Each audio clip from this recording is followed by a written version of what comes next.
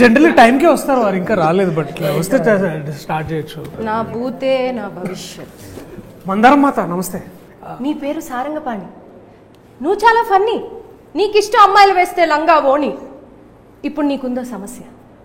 ఇది రైమింగా? కాదు, నీకు రైమింగ్ ఇంపార్టెంటా టైమింగ్ ఇంపార్టెంట్? డెఫినెట్లీ టైమింగ్ మాత. అయితే టైం అవుతుంది, కూర్చున్నాం. Yeah yeah yeah. అందరికి నమస్కారం అండి, బాగున్నారా అందరూ? మందార మాతకి జై హో.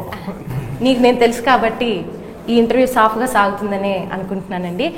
టీజర్ చూశానండి, అందులో చాలా అద్భుతమైన ఎలిమెంట్స్ ఉన్నాయి. అవన్నీ ఆడియన్స్ కూడా చూశారు. కానీ ఆడియన్స్ చూడనిది ఏంటి అంటే, మీరు సినిమా చేసేటప్పుడు ఏమేం జరిగాయో సీక్రెట్లు, గాసిప్లు, అప్డేట్స్ ఇవన్నీ నాకు తెలుసు. ఎందుకంటే నా దివ్య దృష్టితో నేను చూడడం జరిగింది కాబట్టి.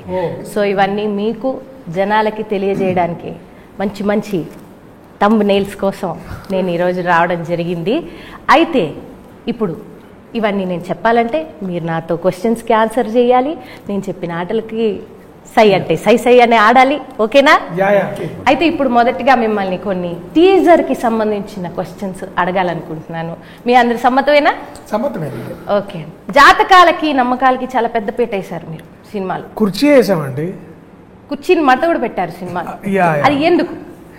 సారంగపాణి జాతకాలు బాగా నమ్ముతాడు. సో వీడి జాతకాల పిచ్చిలోనే అన్ని లైన్స్ ప్రకారమే జరుగుతాయని క్లియర్గా నమ్ముతాడు అనమాట. సో వాడి లైఫ్ అంతా ఇక్కడ ఉండే న్యాచురల్ క్యూఆర్ కోడ్లోనే ఉండిపోతుందని వాడి ప్రగాఢ నమ్మకం. కానీ మీరు సరిగ్గా స్కాన్ చేయలేకపోయారు మీ క్యూఆర్. యా, అందుకనే బేసికలీ ఇది స్కాన్ చేయడానికే వీళ్ళిద్దరు హెల్ప్ తీసుకున్నాను నేను బేసికలీ. సో మీరు స్కామ్ చేశారు, వాళ్ళని స్కాన్ చేయలేదు.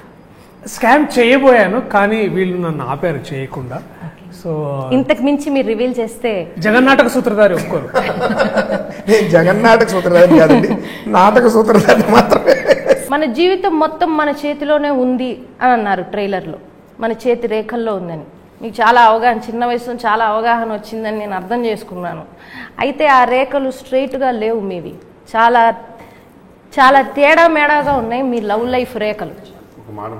ఫ్లో కట్ చేశారని భయం వేస్తుంది. చెప్పచ్చా? థైలాండ్ రావాలనుకుంటున్నాను.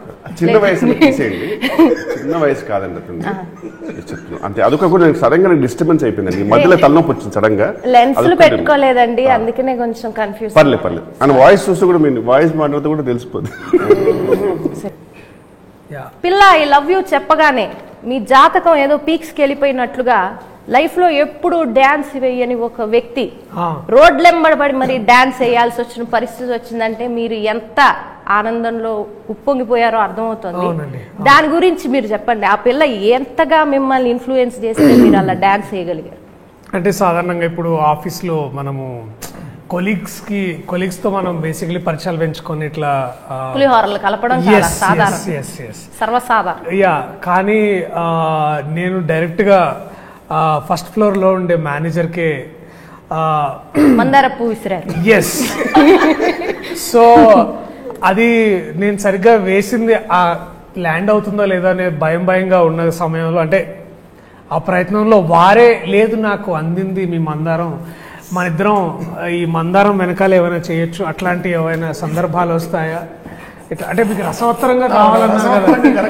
యా, సో అందుకనే పోయేదే ఉంది నా మందారం అని నేను కూడా ఒక దారం వేసాను. ఆవిడ పట్టుకున్నారు, అలాగా పట్టుకొని నన్ను పైకి. అదే మీకు అయింది ఆధారం.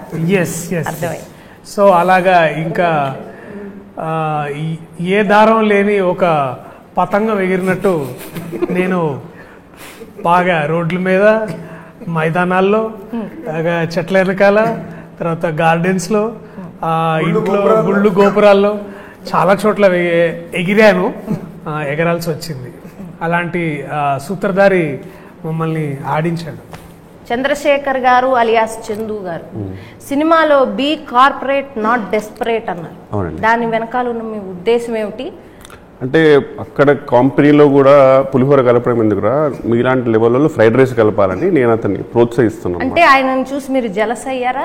లేదండి, ప్యూర్లీ ఒక బేసిక్ అండి, ఒక ఫుల్ లెంత్ ఫ్రెండ్ క్యారెక్టర్ ఎలా ఉంటాడంటే వాడి పాపం ఒక ఠికానా అంటూ ఉండదు, వాడికి పేరెంట్స్ ఉంటారు, వాడికి లవ్ స్టోరీ ఉండదు. వాడి సినిమా జీవితం అంతా హీరో హీరోయిన్ ఎప్పుడు కలుసుకుంటారా, వాళ్ళకి ఎప్పుడు పెళ్లి చేద్దామనే ఎదవ తప్పన తప్పితే ఆడకు లైఫ్లో గోలు కానీ ఆడకు జీవితం కానీ ఏమాత్రం ఉండదండి.